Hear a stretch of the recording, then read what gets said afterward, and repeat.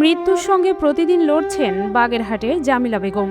কিন্তু এই কঠিন লড়াইয়ে তার সবচেয়ে বড় প্রতিপক্ষ রোগ নয়, অর্থের অভাব।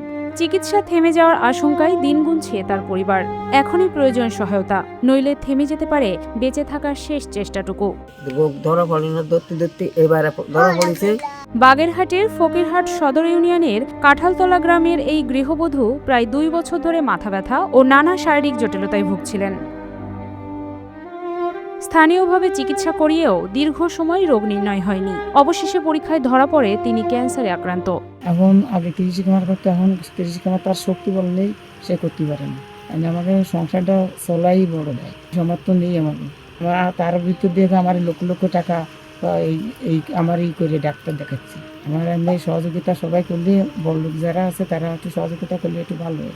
জামিলা বেগমের পরিবার নিম্ন আয়ের। সংসারের হাল ধরা 2 ছেলের একজন একটি চায়ের দোকান চালান, অন্যজন দিনমজুর হিসেবে কাজ করেন। অসুস্থ স্বামী বর্তমানে কর্মক্ষম নন। সংসারের নিত্য প্রয়োজন মেটাতেই যেখানে হিমশিম খেতে হয়, সেখানে ক্যান্সারের মতো ব্যয়বহুল রোগের চিকিৎসা চালিয়ে যাওয়া তাদের জন্য বড় চ্যালেঞ্জ হয়ে দাঁড়িয়েছে। আমার স্ত্রী জামিলা বেগম, তো আমি এই 2 বছর যাবৎ আর কি চেষ্টা করতেছি। তো এখন 2টা কেমো দেওয়া হয়েছে, এখন আমি আর পারতেছি না। পরিবারের সদস্যরা জানান, চিকিৎসার প্রাথমিক কিছু ধাপ সম্পন্ন হলেও বাকি কেমোথেরাপি চালিয়ে যেতে প্রয়োজন উল্লেখযোগ্য অর্থ। কিন্তু সেই অর্থের সংস্থান না থাকায় চিকিৎসা বন্ধ হয়ে যাওয়ার আশঙ্কা তৈরি হয়েছে।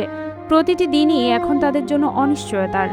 আমরা পাড়া প্রতিবাসী মেলা দিন ধরে এই ক্যান্সারে আক্রান্ত, মেলা টাকা পয়সা খরচ করেছে, তখন আর্থিক দুর্বল। জামিলা বেগম বাঁচতে চান, পরিবারের পাশে থেকে স্বাভাবিক জীবনে ফিরতে চান, কিন্তু প্রয়োজনীয় চিকিৎসা চালিয়ে যেতে না পারায় সেই সম্ভাবনা ক্রমেই ক্ষীণ হয়ে আসছে।